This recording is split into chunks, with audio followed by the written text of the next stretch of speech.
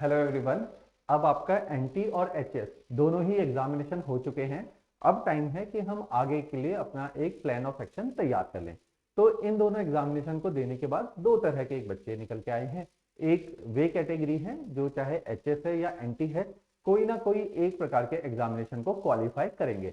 जो हम लोगों का अंदाजा है एचएस को लेके, एचएस में मेरा पर्सनल ऐसा मानना है कि जिन लोगों के 90 प्लस मार्क्स हैं, क्योंकि इस बार आप लोगों को पता ही है कि आंसर की में बहुत ज्यादा कमीशन ने गलतियां करी हैं, कई सारे क्वेश्चंस गलत हैं, कई क्वेश्चन स्क्रैप होंगे, किसी में ग्रेस नंबर मिलेगा।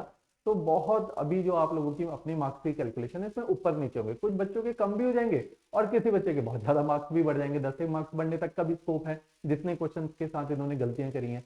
तो मींस अगर जो 90 की रेंज में आ रहा है, 88 89 भी है और उसको लगता है कि हाँ मेरे 4-5 क्वेश्चन कमीशन ने गलत किए हुए लेकिन बढ़ सकते हैं, तो वे बच्चे भी अपनी तैयारी को किक स्टार्ट कर दीजिए। क्योंकि होगा क्या कि हम हाथ पे हाथ रख के बैठे रहेंगे, हमें लगेगा यार पेपर तो क्लियर हो नहीं रहा है ना, तो तैयारी भी क्यों करें। जो जनरली 90% बच्चों का माइंडसेट रहता है, जब हम भी आपकी एज ग्रुप में थे हमने भी यही गलतियां करी हैं जिसकी वजह से हमारा सिलेक्शन नहीं हुआ। हम क्या करते थे, मैं अपनी पर्सनली बताऊं तो मेंस हर बार लिख रहे हैं, इंटरव्यू हर बार दे रहे हैं, लेकिन उससे क्या है कि मेंस लिखने के बाद कॉम्प्लेसेंट एटीट्यूड है, रिजल्ट आता था तब इंटरव्यू की कॉल आ जाती थी, आराम से बैठे रहते थे, फिर इंटरव्यू देते थे, इंटरव्यू क्लियर नहीं होता था, फिर एकदम इमीडिएटली प्रीलिम्स आ जाता है 1 महीने के बाद, तो फिर प्रीलिम्स की तैयारी कर लेते थे, फिर मेंस देते थे, फिर कॉम्प्लेसेंट हो जाते थे। तो इन एक्चुअलिटी है ना, मैं कभी मेंस की बहुत सीरियसली तैयारी नहीं करता था। मेंस की जो पहले बार में तैयारी कर ली उसी तैयारी के भरोसे इंटरव्यू हर बार दे रहे हैं। लेकिन आप समझिए, अगर मेरी तैयारी 90% है और इंटरव्यू क्लियर करने के लिए 100% मार्क्स होने चाहिए थे मेंस के अंदर, तो वो 10% का जो गैप है वो हमेशा बना रहा। और ऐसा ही मैक्सिमम बच्चों के साथ होता है कि वो एक थ्रेश होल्ड तक तो पहुंच जाते हैं, उस थ्रेश होल्ड को क्रॉस नहीं कर रहे हैं जिससे उनका रैंक कन्वर्ट होगा। तो बार बार मीन्स लिखना बहुत अच्छी बात नहीं है, ये बार बार मीन्स लिखना कोई प्राउड की भी बात नहीं है, ये लगातार आपको अपनी इंप्रूवमेंट ना करने की एक बहुत बड़ी कमी है कि आप मेंस हर बार लिख रहे हो लेकिन इंटरव्यू देके इंटरव्यू के बाद रैंक नहीं कन्वर्ट कर पा रहे, तो ये आपकी कमी है, ये बहुत प्राउड होने वाली बात नहीं है। तो हमें ये जो 10% का 15% का गैप है इसको भरने का प्रयास करना चाहिए। तो उसको भरने का प्रयास क्या है, ये वो टाइम होता है जनरली जिसको हम जनरली वेस्ट कर देते हैं। जो बच्चे देखो, अब जिन बच्चों का मेंस क्लियर हो रहा, प्रीलिम्स क्लियर हो रहा है, जिसको लग रहा है मेरे तो 100 ही नंबर बन रहे एचएस के अंदर है ना, 95 बन रहे, 96 बन रहे, उनको तो पूरी जान लगा के इस टाइम पे मेंस की तैयारी शुरू कर देनी चाहिए। क्योंकि अपने पास मोटे मोटे हैं ही 45 दिन, तो बहुत ज्यादा नहीं होते 45 दिन में, तो बस रिवीजन होती है और नजर भर आप चीजों को देख पाते हो जो आपने 1-1.5 साल में पढ़ा है। राइट, तो अभी क्या टाइम है अपने मेंस को होल्ड करने का। दूसरा, जिन लोगों का एनटी में भी कल का पेपर हुआ, एनटी का अभी कट ऑफ मेरे को बहुत ज्यादा क्लियर नहीं आइडिया आ पा रहा, क्योंकि पेपर उतना आसान नहीं था जैसे बच्चे कह तो रहे हैं कि आसान पेपर है। आसान रिलेटिव है, इन दी टर्म्स ऑफ एचएस के कंपैरेटिवली आसान था। पेपर इन जनरल बहुत आसान नहीं है, बहुत स्कोरिंग पेपर नहीं है ना। मैंने बहुत सारे बच्चे ऐसे नहीं देखे जो 100 से ज्यादा ही अटेम्प्ट करके आए और जिसका 100 के आसपास स्कोर आ रहा है। मेरे दृष्टिकोण में जो एवरेज स्कोर है वो 70 के आसपास रहता है, तो कोई 68 बोल रहा है, 69 बोल रहा है, कोई 74 तक भी बोल रहा है। तो इस रेंज के अंदर हमारी कट ऑफ रह सकती है, ये मेरा मानना है कि 70 के आसपास जो आ चुका है वो मेंस की तैयारी कर ले। क्योंकि अगर मान लीजिए आपने तैयारी नहीं करी और आपका प्रीलिम्स क्लियर भी हो जाता है, चाहे आपने तैयारी नहीं करी और प्रीलिम्स क्लियर भी हो गया, फिर भी यू विल स्टैंड नोवेयर, क्योंकि जब तक रिजल्ट आएगा तब तक पेपर भी आ चुका होगा और आप मेंस में जो है रिजल्ट के इंतजार में बैठे होंगे। वो बहुत समझदारी वाली बात नहीं है।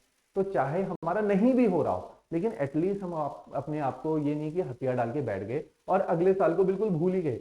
अगर आपने ये तैयारी उठा ली है और सोचा है कि अगले साल भी अटेम्प्ट देना है, तो फिर पढ़ना शुरू कर दो। फिर ये आलस मत मानो या ये जो है एक्सक्यूज मत दो, या 2 महीने और सही फिर जनवरी से पढ़ लेंगे, तो ये 2 महीने बिल्कुल वेस्ट मत करो। या तो आप तैयारी को बिल्कुल छोड़ दो और कोई और प्रकार के करियर में अपने टाइम को इन्वेस्ट करो। अगर आपने अगले साल भी पेपर देना और ये क्लियर है कि मेरे को गवर्नमेंट जॉब ही लेनी है और एडमिनिस्ट्रेटिव जॉब में घुसना ही है, चाहे अगले साल पेपर देना पड़े, तो ये महीना मुझे नहीं लगता कि कोई एक्सक्यूज है हमारे पास आज के इतने कॉम्पिटेटिव टाइम में कि आप 1 महीना वेस्ट करना शुरू करो। क्योंकि ये ना है कॉम्पिटेटिव एग्जामिनेशन, आप बैठे रहोगे 1 महीना वेस्ट करने और आपके साथ 50 बच्चे होंगे जो नहीं वेस्ट कर रहे होंगे, जो पढ़ रहे होंगे। वो पढ़ने वाला ऑब्वियसली आपसे ज्यादा आगे निकलेगा ही निकलेगा, क्योंकि उसने इतना ज्यादा एफर्ट दिया है, डेडिकेशन दी है, कॉन्टिन्यूटी को मेंटेन रखा है, कंसिस्टेंसी को मेंटेन रखा है। तो ये पेपर इसीलिए जो सारे टॉपर्स आप देखोगे क्या बोलते हैं कि कंसिस्टेंसी चाहिए। यही है वो कंसिस्टेंसी जो आखिरी में आके हम हथियार डाल देते हैं, एकदम पेपर होने के बाद रिलैक्स हो जाते हैं, कई दिन वेस्ट कर देते हैं। ये है वो इनकंसिस्टेंसी जो पेपर को क्लियर नहीं करवाती है, राइट। तो हमने इन सारी चीजों से बचना है।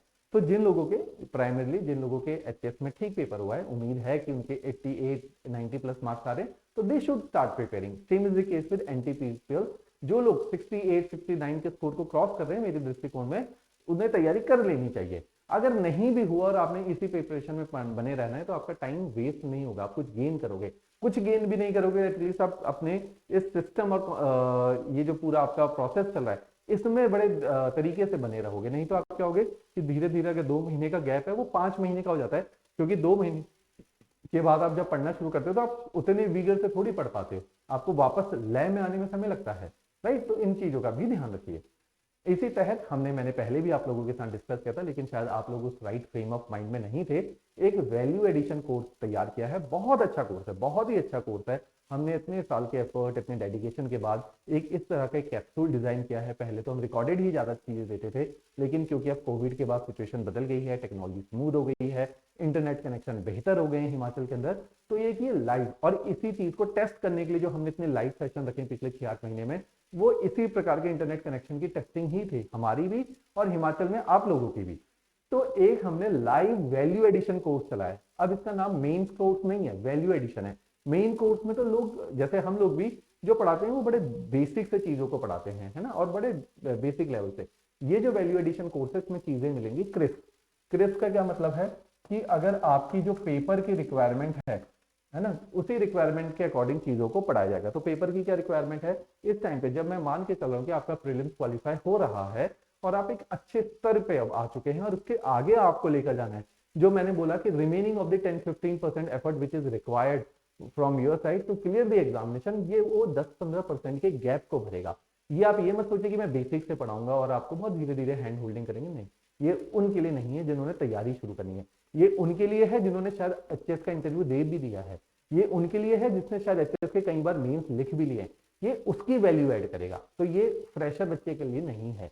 हाँ, और इन बच्चों के लिए जरूर है, क्योंकि अब अगर किसी का सिलेक्शन नहीं हो पा रहा है, हमें आइडेंटिफाई करना पड़ेगा। मेरे साथ बात करो, मेरा कॉन्टैक्ट नंबर आप लोगों के पास है ऑलरेडी, ठीक है। तो आप देखो कि यार जीएस 1 में जो है कहाँ कमी रह गई, 2 में क्या स्कोर आया, तो मैं यही बातें करता हूँ कि 1 में क्या स्कोर था, 2 में क्या था, 3 में क्या स्कोर था। इन स्कोर के ऊपर फिर पता चलेगा यार कमी कौन से वाले पोर्शन में, किस पे ज्यादा एफर्ट देना चाहिए, ऑप्शनल में क्या था, एसए में क्या था, लैंग्वेजेस कैसे परफॉर्म हो रही हैं, इन सारी चीजों के ऊपर बात की जाती है।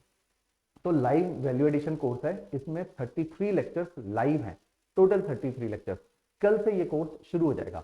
आज मैं इसका एक वीडियो आपके साथ लाइव सेशन चलेगा 7 से 9 बजे, जिसमें मैं बताऊंगा स्ट्रेटेजिकली जीएस 1 2 3 में करना क्या था। और कल से फिर मैं आपको इंडियन सोसाइटी के साथ 3 लेक्चर इसके हैं, इंडियन सोसाइटी के साथ ये कोर्स स्टार्ट हो जाएगा। ऐसे ही इंडियन सोसाइटी के 3 लेक्चर, ज्योग्राफी के 4 से 5, 4 से 5 पॉलिटी, क्रिस्प होगा। 2-2 घंटे ये नहीं है कि what is preamble, what is fundamental right, नहीं। ऑर्गेनिक लिंकिंग इसमें अलग क्या है, क्या ये आपके, क्यों मैं बोलूं कि जिसने इंटरव्यू दे दिया है या जिसने कई बार मेंस लिखे हैं उसके लिए उपयोगी है। क्यों? क्योंकि इसमें देखो, जिनका क्लियर नहीं हो रहा, हमने उनके 10% नंबर पे मार्क्स काम करना है। कैसे काम करेंगे? आपके पास अच्छा डेटा होगा तो आपके हर क्वेश्चन में अच्छे मार्क्स आएंगे, तो अच्छा डेटा इसके अंदर दिया जाएगा। ऑर्गेनिक लिंकिंग, आप टॉपिक है, टॉपिक को कनेक्ट करने पड़ते हैं। ऑर्गेनिक लिंकिंग का मैं एक एग्जांपल देता हूँ। एक जीएस 3 में टॉपिक है एनर्जी, और एनर्जी में जितने भी अलग अलग उन्होंने प्रकार की एनर्जी मेंशन की है, वो जनरली रिन्यूएबल या अनकन्वेंशनल एंड ग्रीन एनर्जी है। तो ऐसा क्यों लिखा? क्वेश्चन आ रहे हैं कि सोलर एनर्जी के क्या टारगेट थे, विंड एनर्जी का क्या स्कोप है। आज से 20 साल पहले तो विंड एनर्जी नहीं पूछा किसी ने, आज से 20 साल पहले सोलर भी नहीं पूछा, आज क्यों पूछा? तो हमें लिखना पड़ेगा ना क्लाइमेट चेंज, हमने लिखना पड़ेगा ना ग्लोबल वार्मिंग। ये है organic linking. They are talking about energy but I am mentioning here is global climate, है ना, क्लाइमेट चेंज। मुझसे पूछा जा रहा है इंडियन सोसाइटी का विमेन के ऊपर क्या, या ग्लोबलाइजेशन का विमेन के ऊपर क्या इंपैक्ट आया, और मैं कोविड-19 का सिनेरियो नहीं लिख पा रहा हूं, तो मेरे आंसर में कहीं ना कहीं आधे एक नंबर का स्कोप और था। तो आप करंट के साथ जोड़ो, तो इसमें organic linking, current affair topic के साथ इनकॉर्पोरेट करना, यही 10-15% नंबर बढ़ाता है। तो यही है एक सिलेक्टेड और एक नॉन सिलेक्टेड। नॉन सिलेक्टेड ऐसा नहीं कि आपको कुछ आता नहीं है, नॉन सिलेक्टेड का मतलब है हाँ, ये जो छोटे छोटे लूप होल्स रह गए थे इनको प्लग इन करेंगे हम, राइट। तो ये वैल्यू एडिशन कोर्स हम दिल्ली में चलाया करते थे ऐसा कोर्स आईएएस के लिए। तो उसमें ये छोटे छोटे चीजों को डिलीवर किया जाता है ताकि आपके जो गड्ढे हैं, ये गैप हैं, वो फिल इन हो जाए, राइट। तो इस तरीके से ये लाइव सेशंस हैं जो हाई फ्रीक्वेंसी पे चलेंगे। हाई फ्रीक्वेंसी का मतलब है मैं बेसिक बातें नहीं करूंगा, मैं ये मान के चलूंगा कि आपने चीजें पढ़ी हुई है, मैं आपकी चीजों में वैल्यू ऐड कर रहा हूं, मैं आपको वैल्यू शुरू से जीरो से नहीं पढ़ा रहा हूं, राइट। तो इस तरह से इसमें हमारे सारे फैकल्टी मेंबर अपने अपने रिस्पेक्टिव सब्जेक्ट के साथ इस तरह से आपकी वैल्यू को ऐड करेंगे। लाइव लेक्चर है, टू वे इंटरेक्शन है, जूम के द्वारा ये सेशन चलेंगे। हर सेशन बाद में रिकॉर्ड भी किया जाएगा और आपको ये रिकॉर्डिंग्स भी मिलेंगी। साथ ही साथ आपको जिन पीपीटी से हम पढ़ाते हैं उन पीपीटीज को भी शेयर किया जाएगा। साथ ही साथ आपको पीडीएफ भी मिलेंगी हर लेक्चर की। पीडीएफ के अंदर क्रिस्पनेस है, ये चीजें पीडीएफ के अंदर लिखवाएंगे थोड़ी हम वहां पे, हम तो आपको कॉन्सेप्ट बिल्डिंग करेंगे, टॉपिक्स को कवर करेंगे, आपके ओवरऑल पर्सपेक्टिव को बिल्ड करेंगे और साथ में कंटेंट देंगे जो आप घर पे पढ़ेंगे। इस कंटेंट को आप आंसर राइटिंग में लिखेंगे, आंसर राइटिंग की ब्यूटी को बढ़ाएंगे, राइट। तो इस तरह से ये वैल्यू एडिशन कोर्स है और मेरा ये दावा है इस कोर्स के बाद जिस लोगों ने चाहे इंटरव्यू ही दिया हो पहले या रैंक भी निकाली हो, रैंक इंप्रूव कर रहा हो, उसको बहुत वैल्यू ऐड होगी इससे। और यही जो छोटी मोटी कमियां थी जिसकी वजह से टॉप 5 में आप नहीं जा पाए थे, तो आप उन टॉप 5 में भी इजीली जा पाओगे। तो ये लूप होल्स को प्लग इन करेगा, राइट। तो इस तरीके से ये कोर्स चलाया जाएगा। इस कोर्स के साथ साथ जैसे इसमें हर लेक्चर के बाद जैसा मैंने आपको बताया पीडीएफ शेयर की जाएगी। शाम को 7 बजे ये कोर्स चलेगा और इसका एक टाइम टेबल है। अगर आप टाइम टेबल देखेंगे, कल से 1 नवंबर से ये कोर्स शुरू हो जाएगा सोसाइटी से। आज मैं इसमें बस एक आपका सेशन लूंगा 7 बजे, जिसमें मैं बताऊंगा कि किस तरीके से हम आपको इस कोर्स में पढ़ाएंगे, क्या स्ट्रैटेजी रहेगी, क्या लाइन ऑफ थॉट रहेगी, मेरी आपसे क्या एक्सपेक्टेशन है, आपको हम लोगों से क्या एक्सपेक्टेशन रखनी है, ये वाली सारी बातें, सारा डिटेल लेक्चर प्लान है, ये भी मैं आपके साथ टेलीग्राम पे भी शेयर कर दूंगा। और साथ ही साथ ये जो लेक्चर प्लान है ये आपके इस कोर्स का एक लिंक है डिस्क्रिप्शन के नीचे, वहां पे क्लिक करके आप ये लेक्चर प्लान खुद भी देख सकते हैं अपना, राइट। तो जिन लोगों को लगता है कि उन्हें सीरियसली तैयारी करनी है, पेपर को क्वालिफाई ही करना है, चाहे उनको अपॉर्चुनिटी खुदा की तरफ से इस बार मिली है प्रीलिम्स क्लियर करने की, चाहे वो अपॉर्चुनिटी अगले साल क्रिएट होगी, राइट। जो आज नहीं निकल पाया, कभी रैंक 1 भी ऐसा रहा होगा जिसने लगातार 2-3 साल फेलियर देखे होंगे। रैंक 1 ने शायद कभी प्रीलिम्स भी नहीं क्वालिफाई किया होगा, एक दिन केवल मेंस क्वालिफाई किया होगा और एक दिन उसकी रैंक 1 भी आई होगी। तो जितने भी टॉपर्स हैं सबकी जर्नी इन अनसक्सेसफुल अटेम्प्ट से होती हुई गई है। वही टॉपर तक पहुंच पाया है जिसने इस कंसिस्टेंसी को ब्रेक नहीं किया, चाहे उसका पेपर नहीं निकला, वो हताश नहीं हुआ, लगातार एफर्ट मारे हैं और अपने को इंप्रूव किया है। एफर्ट मारने का ये मतलब नहीं कि गधों की तरह बस घर पे बैठ जाओ पढ़ते रहो। आंख बंद करके पढ़ना, इस गधों की तरह पढ़ना, हमें आंख खोल के पढ़ना है ना। जहां से वैल्यू एड होती है, ऐसा नहीं सिविल स्टैट से, जहां मर्जी से आपकी वैल्यू एडिशन होती है, बस वैल्यू एडिशन इज इंपॉर्टेंट। तो वैल्यू एडिशन होनी चाहिए चाहे किसी भी माध्यम से हो। इस चीज के ऊपर आप लोगों ने काम करना है। अगर तैयारी कर रहे हैं तो पूरी शिद्दत से, पूरी सीरियसनेस से करें, नहीं तो फिर छोड़ दीजिए, है ना। ये मत सोचो कि 1 महीना आराम कर लेते, 1 हफ्ता भी आराम कर लेते, तो ये अपने आप में घोर पाप है कि अगर आप 1 हफ्ता आराम करने की भी बातें कर रहे हो। क्योंकि इस एज ग्रुप में मुझे लगता है कि बहुत कुछ स्टेक में है। स्टेक में शायद आपके अपना पर्सनल करियर है, आपकी हेल्थ है, मेंटल एंड फिजिकल, आपके पेरेंट्स के एक्सपेक्टेशन है। तो स्टेक पे बहुत कुछ है। ऐसे इतनी सारी चीजें स्टेक में होने के बाद, इतनी कॉम्पिटिटिव एनवायरनमेंट में जीने के बाद, है ना, ऑलरेडी आप उस शायद दौर में है दुनिया इंडिया के जिसमें हम बोलते हैं कि नौकरियां शायद बहुत कम हैं और लोग बहुत ज्यादा हैं। तो शायद अब लोग कॉम्प्लेसेंट नहीं रह सकते हैं। तो इसमें मुझे लगता है कि तैयारी करें तो पूरी शिद्दत से करो, नहीं करें तो बिल्कुल छोड़ देनी चाहिए, राइट। चलिए जी, thank you, thanks a lot.